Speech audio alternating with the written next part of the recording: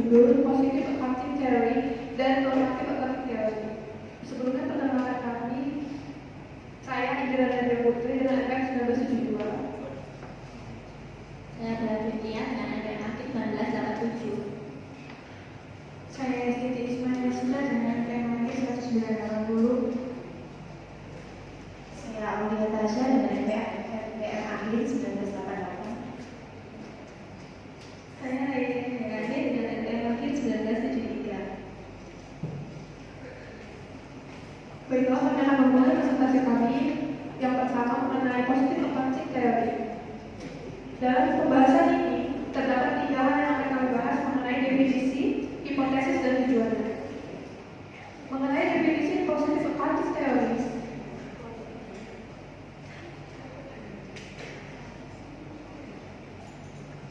menurut teori akuntansi positif, prosedur akuntansi yang digunakan oleh perusahaan tidak harus sama dengan perusahaan yang lainnya.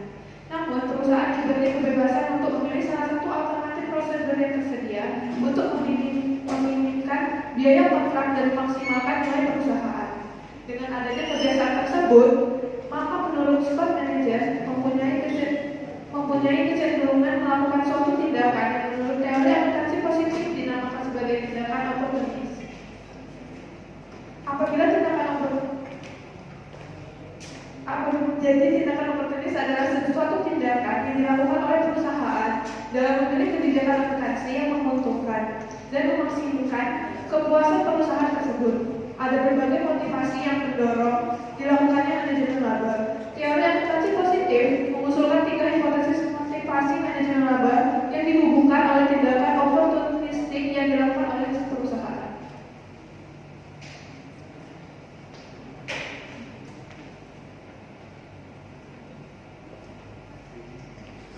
Selanjutnya yaitu tentang hipotesis positif accounting theory. Yang pertama yaitu hipotesis program bonus, yang kedua hipotesis perjanjian hutang, dan yang ketiga hipotesis biaya politik.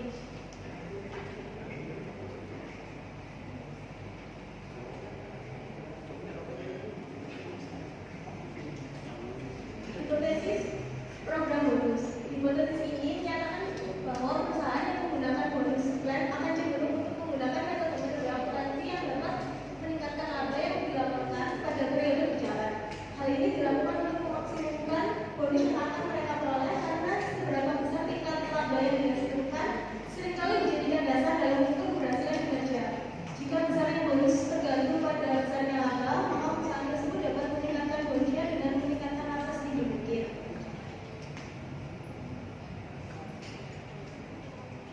Yang kedua, hipotesis perjanjian hutang.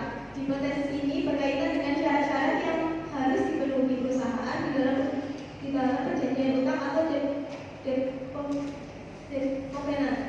Sebagian perjanjian hutang mempunyai syarat-syarat yang harus dipenuhi peminjam selama masa perjanjian. Dinyatakan pula jika perusahaan mulai mendekati suatu pelanggaran terhadap debt covenant, maka perusahaan tersebut akan berusaha menghindari terjadinya debt covenant dengan cara memilih metode akuntansi yang meningkatkan laba.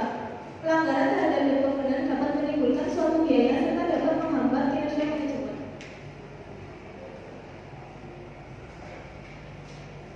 Yang ketiga yaitu hipotesis biaya politik.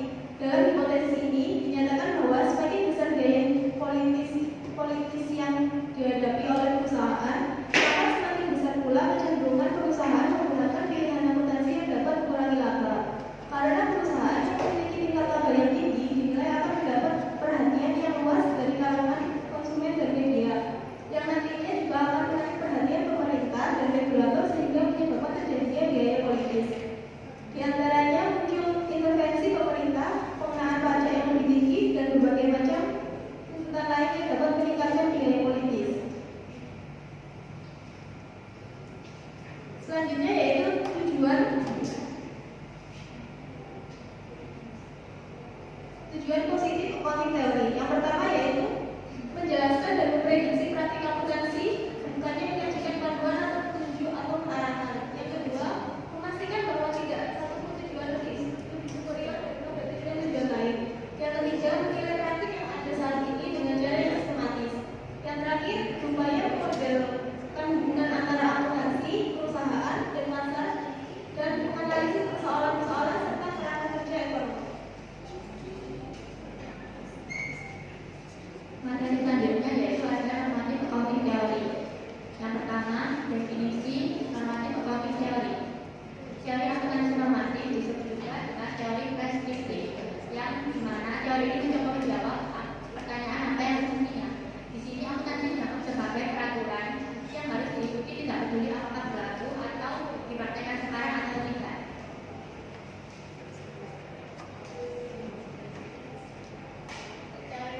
berusaha untuk membenarkan tentang apa yang seharusnya dipercayai. Misalnya, pernyataan yang menyebutkan bahwa laporan keuangan seharusnya didasarkan pada metode pengukuran akibat tertentu.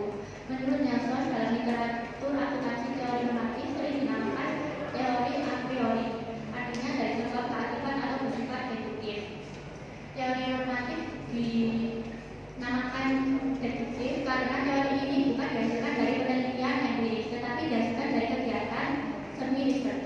Teori normatif hanya menyebutkan hipotesis tentang bagaimana akuntansi seharusnya dipraktekkan tanpa menguji hipotesis tersebut.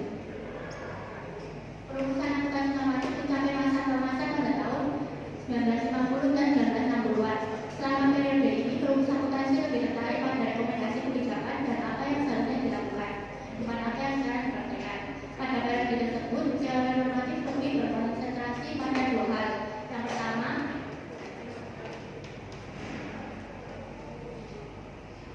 penciptaan laba sesungguhnya. Teori ini berkonsentrasi pada penciptaan pengukur tunggal yang mungkin dan benar objektif pada laba. Meskipun demikian, tidak ada kesepakatan terhadap apa yang dimaksud dengan pengukur nilai dan laba yang benar. Konsentrasi yang kedua yaitu pengambilan keputusan. Pendekatan ini menganggap bahwa tujuan dasar dari akuntansi adalah untuk membantu proses pengambilan keputusan dengan cara menyediakan data akuntansi yang relevan atau bermanfaat.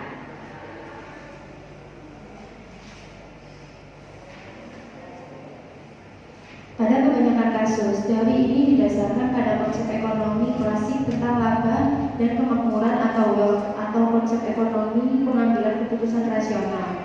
Biasanya, konsep tersebut didasarkan juga pada penyesuaian rekening karena pengaruh inflasi atau nilai pasar dari aktiva. Teori ini pada dasarnya merupakan teori pengukuran akuntansi. Teori tersebut bersifat normatif karena didasarkan pada anggapan. Yang pertama, akuntansi seharusnya merupakan sistem pengukuran. Yang kedua, laba dan nilai dapat diukur secara tepat. Yang ketiga, akuntansi keuangan bermanfaat untuk pengambilan keputusan ekonomi. Yang keempat, kesan tidak efisien atau dalam pengertian ekonomi. Yang kelima, ada beberapa pengukuran laba yang unik. Karena teori normatif dianggap merupakan pendapat pribadi yang subjektif, maka tidak bisa diterima begitu saja.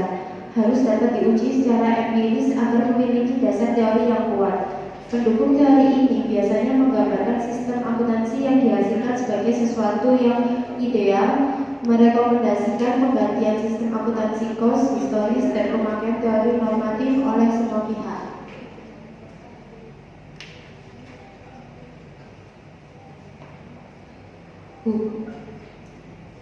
Hubungan antara positif accounting teori dan normatif accounting teori. Yang pertama, teori positif. Teori ini berkembang seiring dengan kebutuhan untuk menjelaskan dan memprediksi realitas praktik-praktik akuntansi yang ada di masyarakat apa adanya. Yang kedua, teori normatif. Teori ini lebih menjelaskan praktik-praktik akuntansi yang seharusnya berlaku, seharusnya demikian.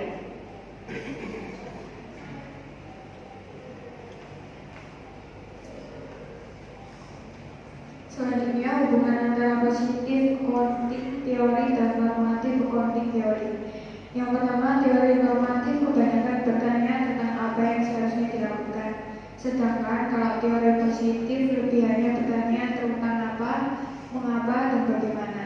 Yang kedua, teori normatif lebih banyak mendeskripsikan entitas akuntansi dan sebaliknya untuk teori positif lebih banyak mendeskripsikan dan menjelaskan perilaku akuntan.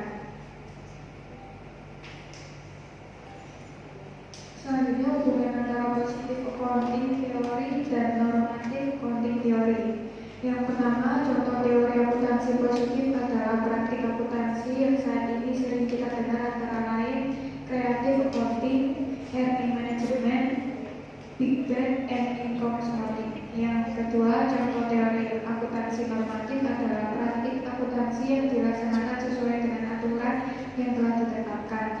Aturan tersebut dikenal dengan nama praktik akuntansi berterima umum atau PABU dan Generally Accepted Accounting Principle. Salah satu bagian dari kecil PABU adalah SAK atau Standar Akuntansi Keuangan. Dapat disimpulkan bahwa hubungan teori akuntansi normatif dan teori akuntansi positif yaitu teori akuntansi pada dasarnya merupakan alat untuk menguji secara empirik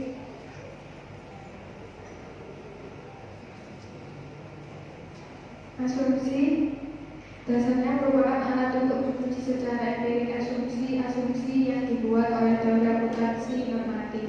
Karena teori normatif pada dasarnya merupakan pendapat pribadi yang subjektif yang tidak dapat diterima begitu saja dalam menentukan keputusan. Oleh sebab itu dibutuhkan pengembangan teori akuntansi yang sekarang disebut teori akuntansi positif, yang bertujuan untuk menguji teori akuntansi normatif secara empiris agar memiliki dasar teori yang kuat. Sekian presentasi dari kelompok kami. Selanjutnya kami akan masuki sesi tanya jawab.